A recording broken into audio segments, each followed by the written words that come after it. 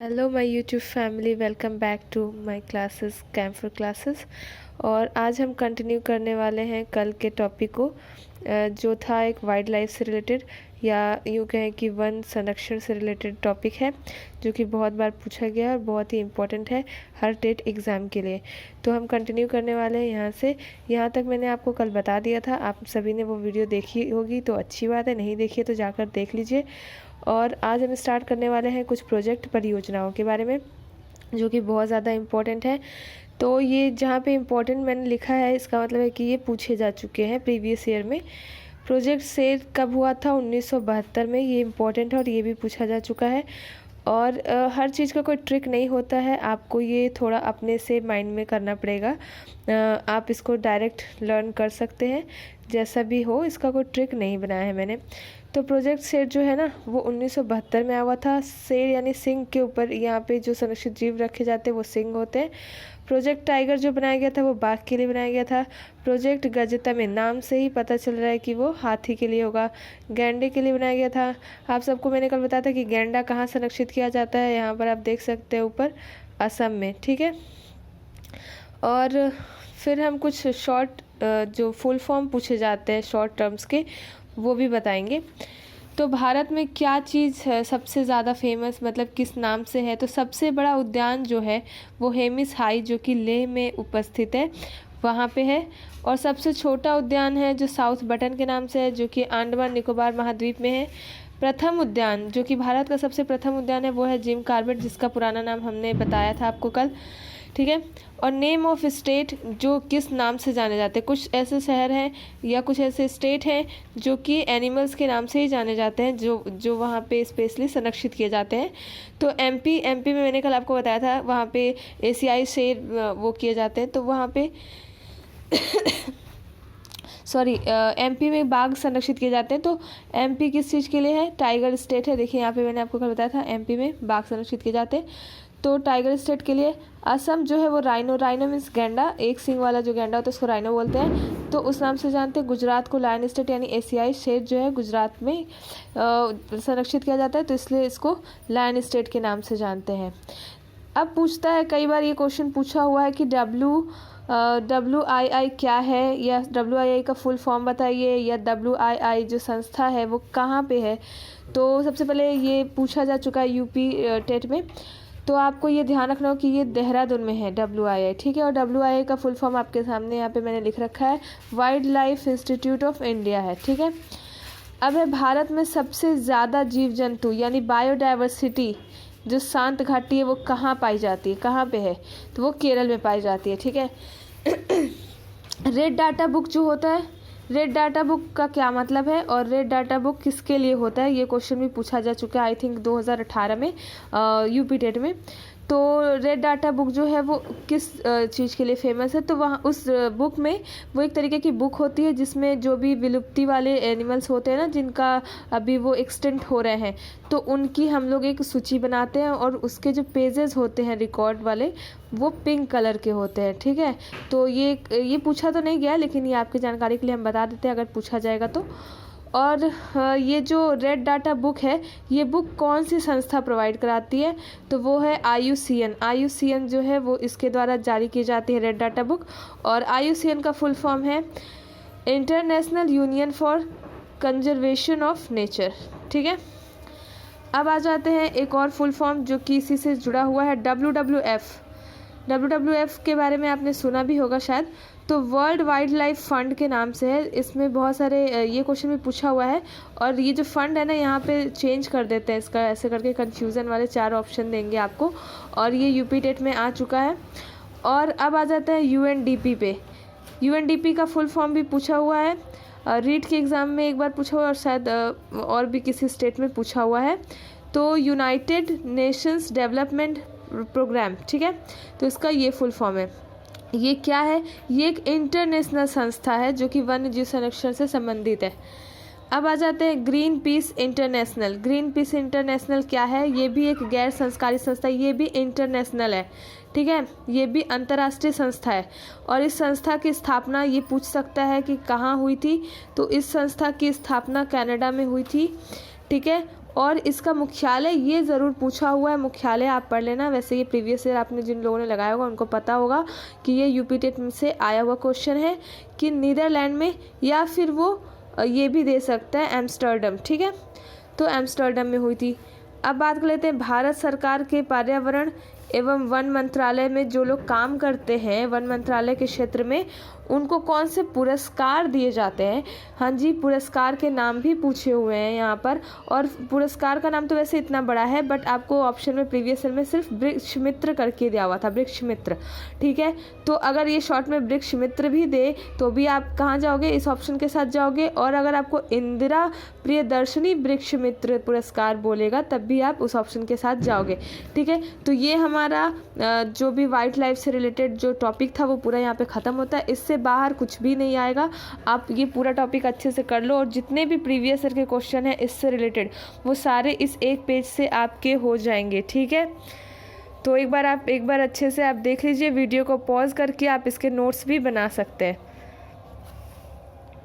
Our another topic is प्राकृतिक आपदाएं। कुछ क्वेश्चंस यहाँ से भी बनते हैं, ज़्यादा तो नहीं बट हाँ 1-2 क्वेश्चन हर साल आ जाते हैं यहाँ से। तो कुछ प्राकृतिक आपदाएं हैं जो कि सामान्य सी बात है, हम सबको पता होता है। भूकंप है, ज्वालामुखी है, चक्रवात है और बिजली का गिरना भी है। जनरली आपने सुना होगा बिजली गिरने से बहुत से लोग ऐसे मर जाते हैं, तो वो भी एक प्राकृतिक आपदा ही है। तो इसमें जो क्वेश्चन बनता है वो ज़्यादातर क्या बनता है कि प्राकृतिक आपदा जो है, जो भूकंप है वो क्यों आते हैं, ठीक है। भूकंप के कारण क्या है, तो पहले तो कि धरती के अंदर 6 प्लेटें होती हैं और वो आपस में क्या होती हैं, परिवर्तित होती रहती हैं, खिसकती रहती हैं, तो उनमें एक टकराव आता रहता है। उसी टकराव के कारण जो है ना वाइब्रेशन उत्पन्न होती है, यानी कंपन आता है, जिसको हम भूमि के ऊपर देखते हैं तो वो हम भूकंप के नाम से जानते हैं, ठीक है। यहाँ पे आप ये देख लीजिएगा। अन्य कारण जो होगा वो क्या हो सकता है, उल्कापिंड के गिरने से या फिर उल्कापिंड के टकराने से भी हो जाता है धरती पे, धरती से जब उल्कापिंड टकराते हैं तब भी, ठीक है। और ज्वालामुखी के फटने से भी होता है। जब ज्वालामुखी फटती है तो उसमें इतना ज़्यादा अंदर से जो निकलते हैं ना मलबे, तो उसकी वजह से जो वो पिघल के निकलता है तो धरती पे वाइब्रेशंस होती हैं। अब बात कर लेते हैं भूमिगत नाभिकीय विस्फोट से। जैसे बहुत सारे रिसर्च सेंटर है जो कि अपना रिसर्च करते हैं और एटॉमिक विस्फोट करते हैं या फिर न्यूक्लियर विस्फोट करते हैं, तो इसीलिए बोलते हैं कि ये हानिकारक हो सकता है आने वाले दिनों में। जितना ज़्यादा लोग रिसर्च करके और उसको धरती के अंदर ही विस्फोट कराते हैं, एक्सपेरिमेंट करते हैं अपना, तो भूमिगत जो है ना नाभिकीय विस्फोट यानी न्यूक्लियर विस्फोट जो कराते हैं उसके कारण भी ये क्या कहते हैं भूकंप आते हैं, ठीक है। अब ये बोल रहा है कि जहाँ ये पूछ सकता है कि जहाँ पे जैसे भूकंप आता है तो लोग पूछते हैं ना कि कहाँ पे आया था, पर्टिकुलर किस एरिया पे आया था। तो जहाँ कंपन होता है उसे हम केंद्र कहते हैं, ठीक है। और केंद्र के ऊपर का भाग जहाँ सबसे अधिक नुकसान होता है उसे हम अधिकेंद्र कहते हैं, ठीक है। क्या कहते हैं, अधिकेंद्र, ठीक है। अब आ जाते हैं कि भूकंप के नापने का पैमाना क्या होता है या किस स्केल पे नापा जाता है। तो रिक्टर पैमाना या रिक्टर स्केल बोला जाता है इसको। और इस यंत्र में क्या होता है ना, एक स्केल होती है जिसमें 0 से 9 तक अंक लिखे होते हैं। 0 से 2 में कोई इफेक्ट नहीं है। अगर 2 है या 1 उस पर आ रहा है स्केल पे तो इसका मतलब कि नहीं, नाम के लिए बस भूकंप था, ऐसा कोई इफेक्ट दिखाई नहीं देता है। और 5 से 6 के बीच में अगर आता है तो वाइब्रेशन सिर्फ होती है। आप सबने कई बार महसूस किया होगा, 2017 में भी आया हुआ था ऐसा, तो उसमें सिर्फ वाइब्रेशंस हुई थी, कोई नुकसान नहीं हुआ था। और 6 से 7 के बीच में अगर आता है तब बोलते कि हाँ यहाँ पे नुकसान हो रहा है। और 6 से 7 ज़्यादा हो जाता है। अगर 7 से भी ज़्यादा आता है रेक्टर स्केल पे तो वहाँ पे अत्यधिक विनाशकारी भूकंप होता है, ठीक है। तो ये हमारा मेज़रमेंट, ये हमारा पैमाना है, ठीक है। अब हम आते हैं ज्वालामुखी पे। तो ज्वालामुखी से क्वेश्चंस आए हुए हैं प्रीवियस ईयर में, जहाँ पे मैंने इंपॉर्टेंट लिखा है, आप ध्यान से इसको नोट कर लीजिएगा। यहाँ पे ये भी पूछा हुआ है और यहाँ पे ये भी पूछा हुआ है, ठीक है। तो ज्वालामुखी में बेसिकली हमको क्या समझना है कि जो पिघला हुआ पदार्थ निकलता है वो क्या बोलते हैं, उसको किस नाम से जाना जाता है। तो यहाँ पर मैंने बता रखा है आपको कि उसको मैग्मा नाम से जाना जाता है, ठीक है। अब ज्वालामुखी कितने प्रकार के होते हैं, तो ज्वालामुखी 3 प्रकार के होते हैं बेसिकली, सक्रिय ज्वालामुखी, सुसुप्त ज्वालामुखी और मृत ज्वालामुखी। सक्रिय नाम से ही पता चल रहा है, जो कि एक्टिव होते हैं, जो कि हमेशा मैग्मा निकलता रहता है उनके अंदर से, ठीक है। हमेशा वो उनके अंदर से पिघले हुए पदार्थ निकलते रहते हैं, तो इसलिए वो सक्रिय होते हैं, जो हमेशा फटते रहते हैं। और ये नाम आप याद कर लेना, ठीक है। कोई ट्रिक इसमें नहीं है, बट हाँ आप ट्रिक लगा सकते हो कि एटना एस्ट्रोम्बोली, जो एटना मीन्स इटली है ना, तो एटना कहाँ पे है, इटली में है। ये क्वेश्चन पूछा हुआ है तो इसको तो आप बिल्कुल ही अच्छे से रट लेना, याद कर लेना, ठीक है। तो कोटोपॉक्सी जो है ना वो एंडीज पर्वत पे, ये क्वेश्चन पूछा हुआ है। और एंडीज पर्वत ना दे करके कभी आपको इक्वाडोर भी दे सकता है, तो ये इक्वाडोर में है, ठीक है। इक्वाडोर में एंडीज पर्वत है जिसमें कोटोपॉक्सी एक सक्रिय ज्वालामुखी है। और बैरन का है, पूछेगा कि भारत में सक्रिय ज्वालामुखी का नाम क्या है, तो बैरन है, ठीक है, याद रखना है। अब आता है सुसुप्त ज्वालामुखी। सुसुप्त ज्वालामुखी क्या है, जो कि कभी भी फट सकता है, मतलब बहुत टाइम बाद फटता है। एक बार फट गया फिर 2-4 साल तक शांत होगा फिर फटेगा, मतलब उसका ना टाइम फिक्स नहीं कि ये होगा कि नहीं होगा, वो अनसर्टेनिटी होती है उसमें, ठीक है। तो इसका नाम है विसुवियस, यानी जो इटली में है, क्राकताओ जो कि इंडोनेशिया में, फुजियामा जो कि जापान में है। फुजियामा जियामा नाम से ही लग रहा है कि जापान में है, और विसुवियस इटली में है। ये थोड़ा आप देख लेना, वैसे यहाँ से क्वेश्चन नहीं बनना है, अभी तक नहीं बना है, क्या पता पूछा जाए, इसलिए मैंने यहाँ पे मेंशन कर दिया है। मृत जो कि विलुप्त ज्वालामुखी है, नाम से ही आपको पता चला, विलुप्त यानी जो खत्म हो चुके हैं, जिसमें अभी मैग्मा नहीं निकलता है, तो उसको हम मृत ज्वालामुखी बोल सकते हैं। तो किलिमंजारो ये आई थिंक 2020 के पेपर में पूछा हुआ है।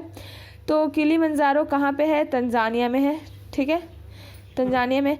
और पोपा जो है म्यांमार में है, चिम्बारोजा जो है इक्वाडोर में है। तो ये आपको याद कर लेना है, जो पूछा हुआ है उसको तो आपको ज़रूर देख कर जाना है एक बारी। और अब बात कर लेते हैं चक्रवात की, ठीक है। चक्रवात से कभी क्वेश्चन नहीं पूछे गए हैं जहाँ तक मुझे पता है। अभी चक्रवात को देख लेते हैं, क्या पता इस बार आ जाए यहाँ से क्वेश्चन। तो चक्रवातों को अलग अलग स्थान पर अलग अलग नाम से जाना जाता है, तो ज़्यादा से ज़्यादा ये पूछ सकता है कि किस जगह पे चक्रवात को किस नाम से जाना जाता है, ठीक है। तो पूछेगा इंडिया में जो चक्रवात होते हैं बंगाल की खाड़ी से होते हैं, कहाँ से होते हैं, तो बंगाल की खाड़ी से चक्रवात होता है, और उस चक्रवात को हम चक्रवात ही कहते हैं, इंडियन लैंग्वेज में चक्रवात ही बोलते हैं। और कैरिबियन सागर हेरिकेन नाम से जाना जाता है। जो मैक्सिको की खाड़ी से जो चक्रवात उठते हैं उनको टॉर्नेडो के नाम से जाना जाता है। चीन सागर से जो उठते हैं उनको टाइफून के नाम से जाना जाता है। और पश्चिमी तट से जो उठते हैं उनको विली विली के नाम से जाना जाता है। ये सारे आपको याद रखने हैं। अब बात करते हैं बिजली की, यानी तड़ित, हिंदी में बोलते हैं तड़ित। तो जो भी इलेक्ट्रिसिटी या बिजली जो भी गिरती है नीचे, तो वो तो आपको पता होगा, उससे ज़्यादा क्वेश्चन नहीं बनता है। उससे ये क्वेश्चन बन सकता है कि वो बिजली जो होती है वो क्यों उत्पन्न होती है, ठीक है, क्यों कड़कती है। तो धनात्मक एवं ऋणात्मक आवेश इकट्ठा होते हैं, इसलिए बिजली पैदा होती है। जो बच्चे साइंस के होंगे उनको ये बात समझ में आ गई होगी, और जो बच्चे साइंस के नहीं हैं उनको वरी करने की कोई ज़रूरत नहीं है। वो भी समझ जाएँ कि पॉजिटिव एंड निगेटिव जो चार्जेस होते हैं ना बादलों में, वो आपस में जब टकराते हैं इसी वजह से बिजली कड़कती है। अब पूछ भी सकता है आपसे कि तड़ित चालक किसे कहते हैं। तो तड़ित मतलब मैंने आपको बताया बिजली, और चालक मतलब अब मैं आपको समझाती हूँ। आपने पुराने ज़माने के घरों में देखा होगा कि वहाँ के छत पे एक लोहे के त्रिशूल या कुछ ऐसे त्रिशूल के आकार का बना के हम छत पे लगा देते हैं। और पुराने के ज़माने में आप सारे घरों में लगभग ऑलमोस्ट गाँव में ज़्यादा देखने को मिलता है। तो गांव के लोग भी जानते हैं, जो बूढ़े बुजुर्ग होंगे वो बोलते हैं कि यहाँ पे बिजली गिरती है इसलिए ये चीज़ें लगाई जाती है। तो उसके पीछे भी ये साइंस फैक्ट है।